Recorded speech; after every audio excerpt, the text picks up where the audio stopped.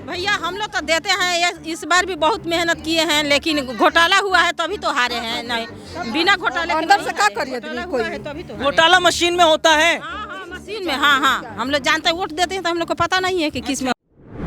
दिल्ली में 70 सीटों पर होने वाले विधानसभा चुनाव से पहले चुनावी माहौल गर्मा गया है, क्योंकि भारतीय जनता पार्टी, कांग्रेस और आम आदमी पार्टी, ये तीनों पार्टियां ऐसी हैं जो पूरा दमखम इस चुनाव में लगा रही हैं। लेकिन जब हम ग्राउंड पर उतरते हैं और ये पता लगाने की कोशिश करते हैं कि दिल्ली की जनता के मन में क्या चल रहा है, महिलाओं के मुद्दे क्या हैं, और जो मौजूदा समय की जो सरकार है आम आदमी पार्टी की, और जो दिल्ली के पूर्व मुख्यमंत्री और आम आदमी पार्टी के जो संयोजक अरविंद केजरीवाल है, जो वो योजना जिसका जिक्र कर रहे हैं, चाहे वो अगर हम बात कर लें महिला जो योजना है उसका जिक्र कर लें, या सीधे तौर पर 18,000 रुपए पुजारियों को देने की बात होती है, ग्रंथियों को पैसे देने की, उनको सैलरी देने की बात होती है, तो इस पर क्या महिलाओं का कहना है? और क्या जो महिलाओं के लिए योजना, जो 2100 जो रुपए योजना उन्हें दी जा रही है, क्या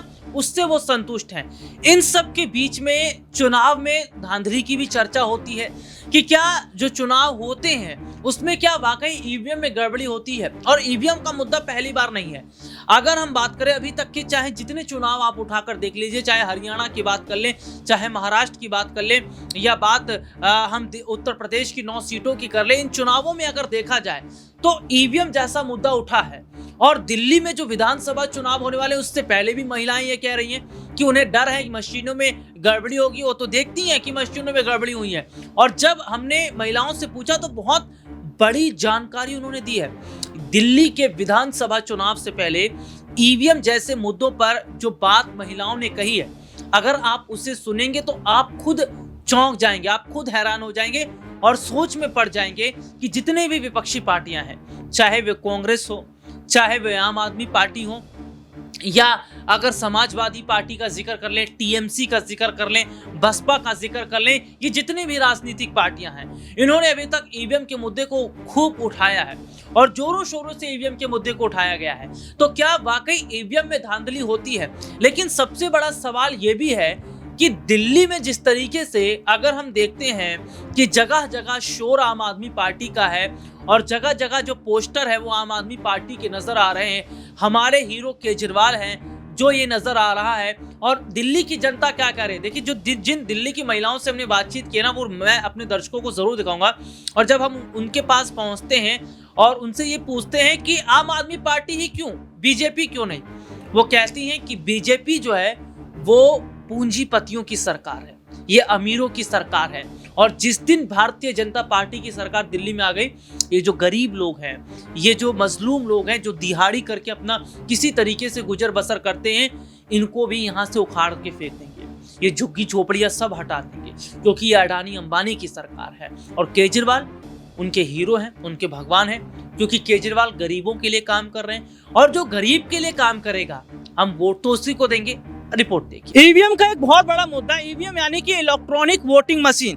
और जब जब चुनाव आते हैं, चुनाव हमने हरियाणा में देखे हैं, चुनाव हमने महाराष्ट्र में देखे हैं, चुनाव हमने उत्तर प्रदेश की 9 सीटों के देखे, और इन चुनावों में हमने ईवीएम का मुद्दा खूब सुना और ईवीएम में धांधली की बात भी हो जाती है।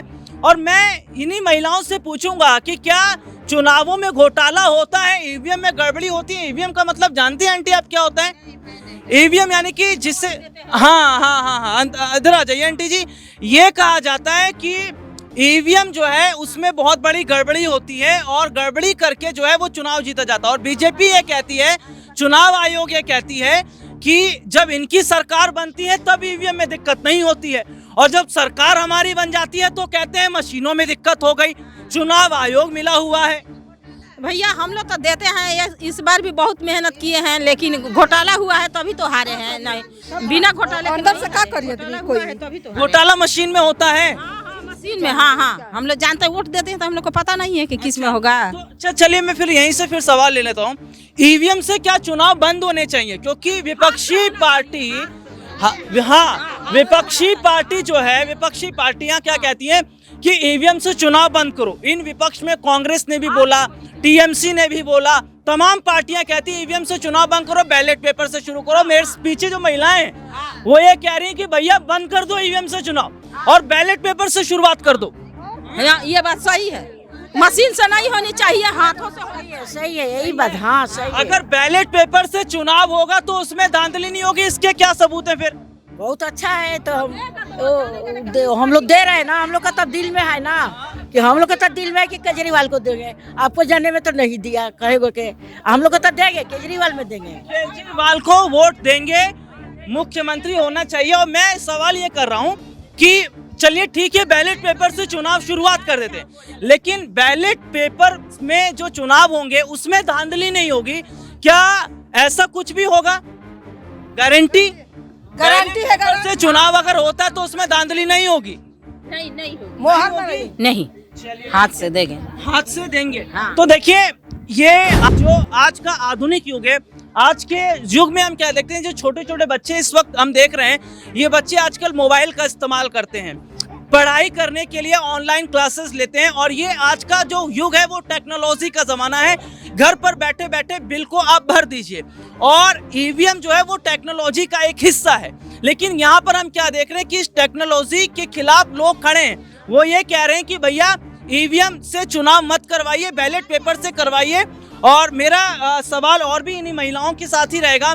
और सीधे तौर पर अगर मैं बात करूं थोड़ा सा हिंदू और असली हिंदू और नकली हिंदू वो क्या होता है, क्योंकि ये अभी देखने को मिला कि आम आदमी पार्टी के जो प्रमुख हैं अरविंद केजरीवाल, उनका एक पोस्टर जारी हुआ है।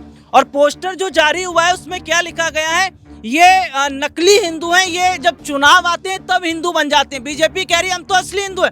भैया हमने तो राम मंदिर बना दिया अयोध्या में, बोलिए, हमने तो अयोध्या में राम मंदिर बना दिया, हम असली हिंदू हैं। मथुरा काशी की शुरुआत कर दी योगी आदित्यनाथ ने। केजरीवाल क्या कर रहे हैं? केजरीवाल सबका फ्री कर दिया है। हाँ। जनता के लिए, गरीब के लिए किए हैं। हाँ आइए। देखिए, एक महिला कह रही है कि हिंदू, भैया मंदिर बना के क्या होगा, रोजगार नहीं होगा तो पेट कैसे भरेंगे, मंदिर से थोड़ी पेट भरेंगे। आइए, नाम बताइए आपका क्या है? आरती जी, बीजेपी क्या कह रही है कि भैया, बीजेपी क्या कह रही है? बीजेपी कह रही है बटोगे तो कटोगे, और जब जब बटे तब तब कटे। बांग्लादेश में क्या हुआ पता है? बांग्लादेश में आपको हिंदू अलग मुसलमान अलग, हिंदुओं की हालत क्या है, कनाडा में हिंदुओं की हालत क्या है। और योगी आदित्यनाथ कई बार मंच से बोल चुके हैं कि हिंदुओं को संभलना चाहिए, और बढ़ गए तो कट गए। कैसे देख रहे हो? आम आदमी पार्टी फ्री योजना की बात कर रही है। फ्री योजना का रोजगार देवे का फ्री योजना भी सही नहीं है, ज़्यादा भी फ्री योजना नहीं है। फ्री सब कुछ कर देगा तो का महंगाई नहीं बढ़ेगा? हाँ, तो कम से कम रोजगार दे, जो बच्चे पढ़ लिखे वो पढ़ लिख के अच्छा रोजगार करें। तो यहाँ पे देखिए, सबसे बड़ी बात क्या है, रोजगार को लेकर हम बात करते हैं और महिलाएं हमारे साथ मौजूद हैं, इनसे लगातार हम बात करते रहेंगे। और मैं चलिए असली हिंदू नकली हिंदू का जिक्र कर लेता हूँ। असली हिंदू कौन, नकली हिंदू कौन, ये बता दीजिए। हिंदू केजरीवाल है। अच्छा, असली हिंदू केजरीवाल है। बीजेपी नकली है? नहीं, नकली वो भी नहीं, वो भी हिंदू हैं। हाँ, काहे उनको नकली बनाए?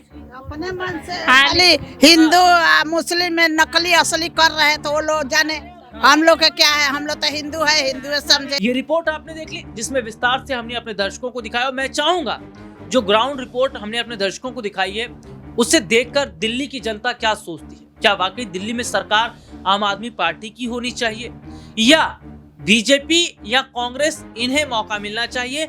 और दिल्ली के लिए बेहतर मुख्यमंत्री कौन होगा, आम आदमी पार्टी की तरफ से हो सकता है या बीजेपी की तरफ से? फिलहाल आज के इस प्रोग्राम में तहीं आपसे फिर दोबारा मुलाकात होगी, तब तक के लिए इजाजत दीजिए। नमस्कार।